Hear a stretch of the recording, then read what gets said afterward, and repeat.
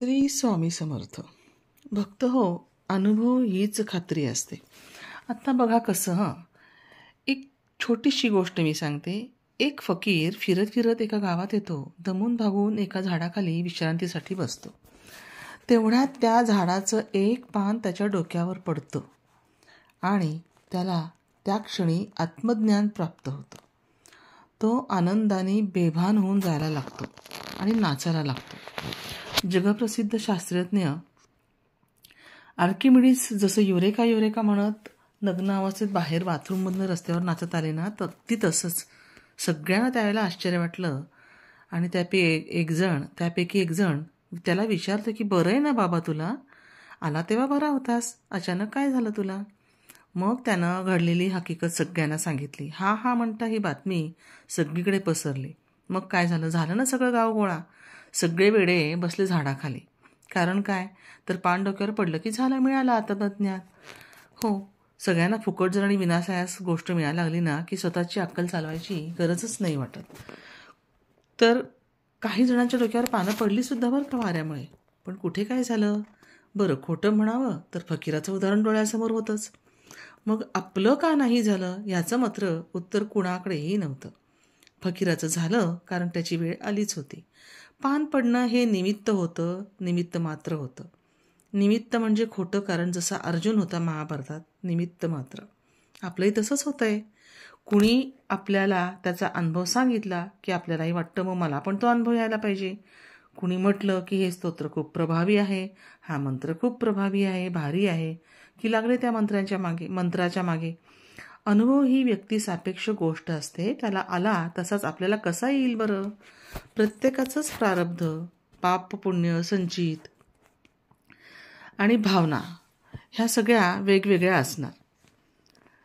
तर तुम्ही जिथं श्रद्धा प्रेम आहे ना, त्या शक्तीचा तुम्हाला अनुभव येईल.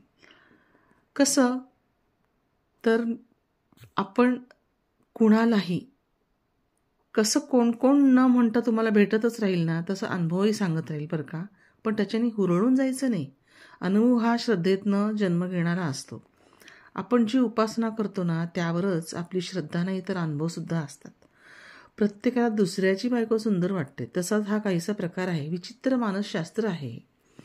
म्हणजे काही दिवस रामरक्षा म्हणायची, कोणी अजून काही म्हणलं तर शाबरी कवच म्हणायचं, नाहीतर मग आणखीन काही म्हणायचं.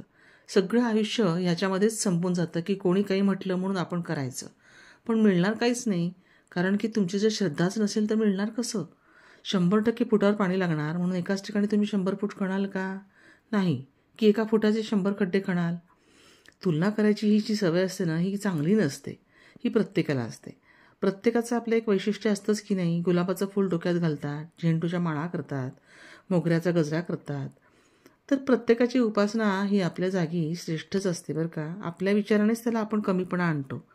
मन हे खूप बेईमान असतं. आपलं काम झालं की नाही, झालं नाही की देव बदलायचा, हे कुठलं गणित आहे? शेवटी सगळ्या नद्या समुद्राला जाऊन मिळतात ना. एकदा श्री समर्थ रामदासांकडून एकाने गुरुमंत्र घेतला होता.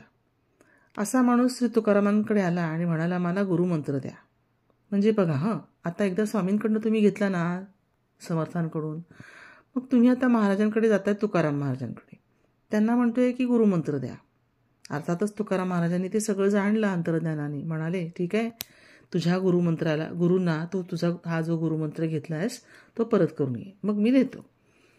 मग तो गुरुमंत्र परत करण्यासाठी हा माणूस पुन्हा स्वामी समर्थ रामदासांकडे गेला. तरी त्यांना सांगितले की मला हा मंत्र परत करायचा आहे. त्यावर स्वामी म्हणाले की ठीक आहे, हसले आणि म्हणाले, ठीक आहे, जा, एक काम कर, तोंडात पाणी घे आणि त्याची चूळ त्या दगडावर टाकून दे. त्याप्रमाणे त्या माणसाने करताच त्या दगडावर सुवर्ण अक्षरात गुरुमंत्राची अक्षरे उमटली. मग त्याला पश्चाताप झाला की अरेच, आपण असं करायला नको होतं. समर्थांची त्यांनी माफी मागितली. म्हणजेच काय, तर चंचलता आणि अस्थिरता हे मनाचं खरं स्वरूप आहे. जितकी घाई कराल तितकाच उशीर होत जाईल. हे विचित्र सत्य आहे. फलाकांक्षा न ठेवता केलेली भक्ती माणसाला अधीर बनवते. जितकं मन फळासाठी आतुर तितकं ते श्रद्धाहीन असतं.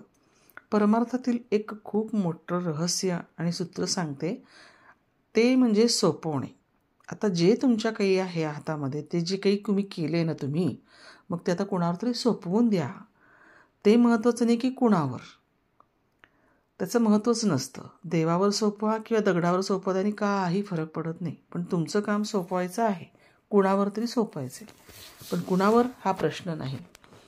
आपणाशी आता त्याच्याशी तुम्हाला घेणं देणं नाही. सोपवणं म्हणजे काय, तर निर्धास्त राहा, काळजी सोडा.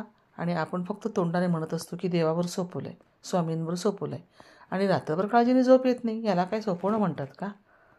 आपण काळजीच करायची नसते, फक्त घ्यायची असते. आपण काळजी केली की मग तो नाही करत काळजी.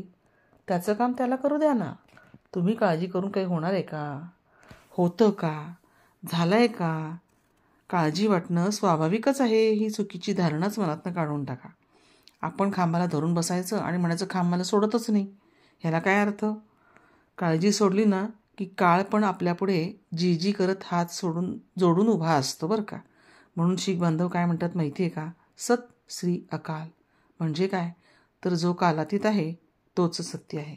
भक्त हो, एकदा एक गोष्ट तुम्ही स्वामींवर सोपवली ना की स्वामींना काळजी करू द्यात ना त्याची. ब्रह्मांडाची काळजी घेणारा तुमची काळजी घेणार नाही का? घेणार, अगदी 100% घेणार. फक्त एकच आहे, तुमचा विश्वास, तुमची श्रद्धा, तुमची भक्ती, तुमची उपासना. ही